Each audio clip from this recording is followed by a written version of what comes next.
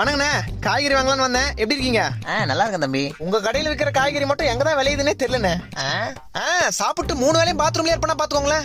தம்பி இல்ல அவ்வளவு ருசி அதிகமா சாப்பிட்டோம்னா அதனால. சரி தம்பி, என்ன வேணும்? 2 கிலோ தக்காளி.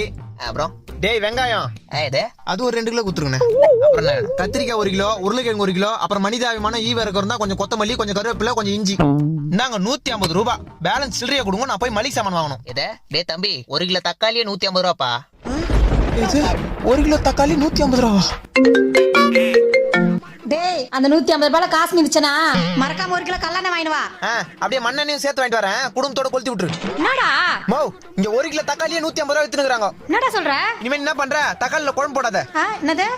குழம்புல தக்காளி போடாத. டேய், தக்காளி போடாம குழம்பு எப்படிடா ருசியா இருக்கும்? ஆமா, ஏற்கனவே நீ வைக்கிற குழம்பு ருசி நாக்க விட்டு போல. கருமம் கீழே ஊத்துனா நாய் கூட நக்காது. நம்ம போன வைமா வெறுப்பேத்துக்கிறேன். நீ தக்காளி தவிர மீதெல்லாம் போடணும்.